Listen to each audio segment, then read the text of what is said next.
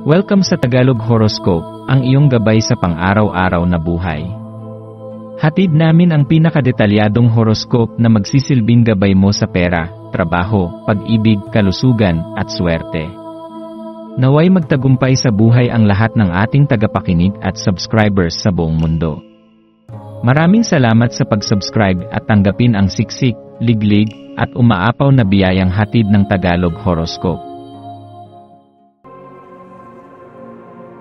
Ito ang iyong pang-araw-araw na horoscope para sa Virgo para sa Abril 25, 2025. Habang unti-unting sumisikat ang araw ngayong Abril 25, isang panibagong enerhiya ang bumabalot sa iyong paligid, isang siglang tila nang gagaling sa kaibuturan ng kalikasan at ng iyong sarili. Sa ilalim ng maliwanag na liwanag ng araw, dama mo ang kakaibang pag-agos ng inspirasyon at kasiglahan sa iyong paligid. Bagaman natural sa iyong pagkatao ang manahimik at magmuni-muni sa sariling mundo ng kaisipan, ang araw na ito ay tila isang paanyaya para sa iyo na makahanap ng balanse sa pagitan ng tahimik na pagninilay at ng buhay na enerhiyang umiikot sa iyong paligid. Minsan, sa gitna ng katahimikan, naririnig mo ang pinakaimportanteng tinig, ang sa iyong puso.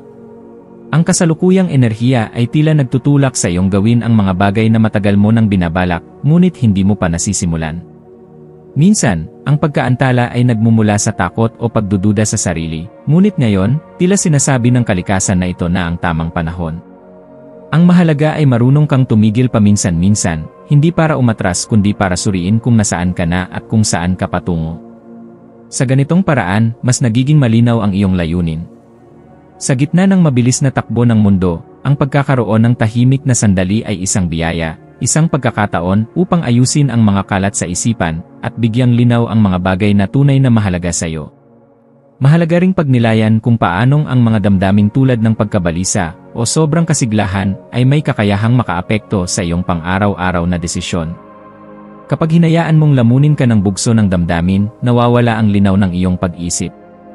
Hindi mo agad namamalayan, pero ang maliliit na desisyon ay maaaring maging pundasyon ng mga malalaking pagbabagong darating.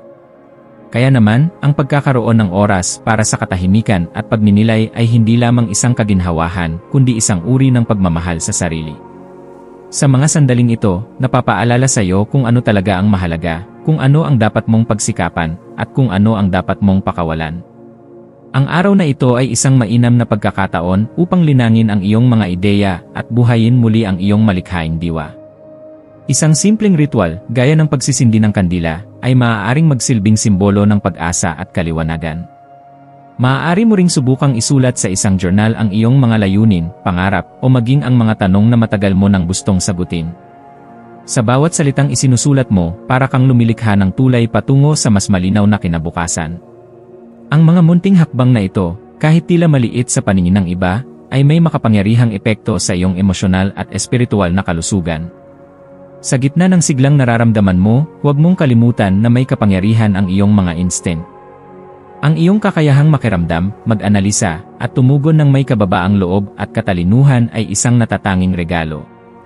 Hindi mo kailangang palaging sumabay sa ingay ng paligid. Minsan, mas mainam ang manahimik upang mas marinig mo ang sarili mong boses. Ang araw na ito ay paalala na ang tunay na lakas ay hindi palaging nakikita sa panlabas na anyo, madalas, ito ay nasa tahimik na katatagan ng puso at isipan. Sa aspeto ng emosyon, baka mapansin mong mas madali kang naapektuhan ng kilos o salita ng iba. Normal lamang ito, lalo na kung ikaw ay nasa yugto ng introspeksyon. Pero tandaan, hindi lahat ng damdamin ay kailangang ipaglaban, at hindi rin lahat ng emosyon ay dapat itago. Mahalaga ang tamang timpla, ang kakayahang kilalanin ang iyong nararamdaman, tanggapin ito, at pagkatapos ay hayaan itong dumaan nang hindi ka nito kinokontrol. Ang pagharap sa iyong emosyon ng may pagmamahal at pag-unawa ay susi sa mas matatag na pagkatao.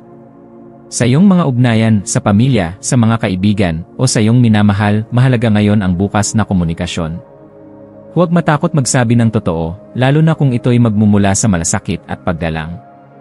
Ang pagiging tapat ay hindi nangangahulugang pagiging mapanakit, ito ay pagiging tunay. Sa pagiging bukas mo, nagiging inspirasyon ka sa iba na gawin din ito. Sa ganitong paraan, mas tumitibay ang mga ugnayan, mas lalong lumalalim ang koneksyon. Pagdating naman sa iyong kabuhayan o karera, ang araw na ito ay maaaring magdala ng bagong ideya o solusyon sa matagal mo ng problema. Huwag maliitin ang mga biglaang pag-iisip. Minsan, ang ideyang hindi mo pinapansin ang siyang magbibigay daan sa bagong oportunidad.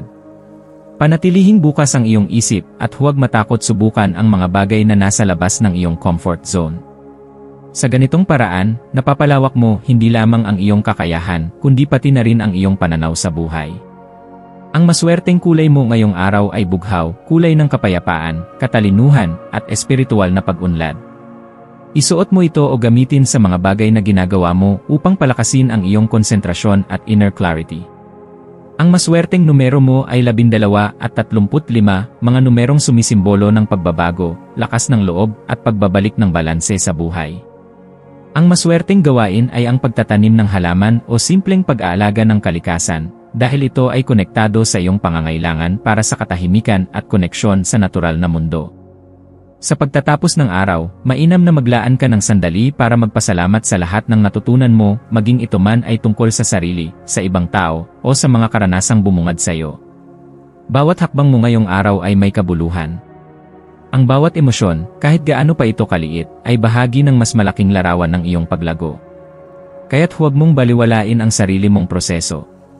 Ang payo ko para sa iyo ngayon ay ito, panatilihin mong bukas ang iyong puso at isipan. Harapin mo ang bawat karanasan, mabuti man o hindi, bilang isang paanyaya sa mas malalim na pag-unawa sa iyong sarili.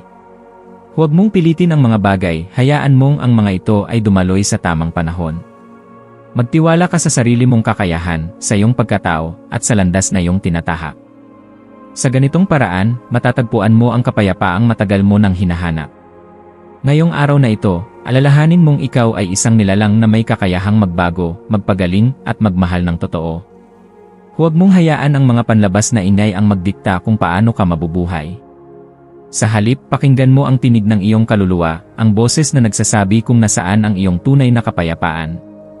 Sa huli, ang araw na ito ay isang biyaya, isang paalala na ang lakas mo ay hindi lamang nasa iyong katalinuhan, kundi sa iyong kakayahang magmahal, magpatawad, at muling magsimula. Kung handa ka, Virgo, ang araw na ito ay maaaring maging simula ng isang panibagong kabanata sa iyong buhay, isang kabanatang mas puno ng liwanag, layunin, at pag-asa.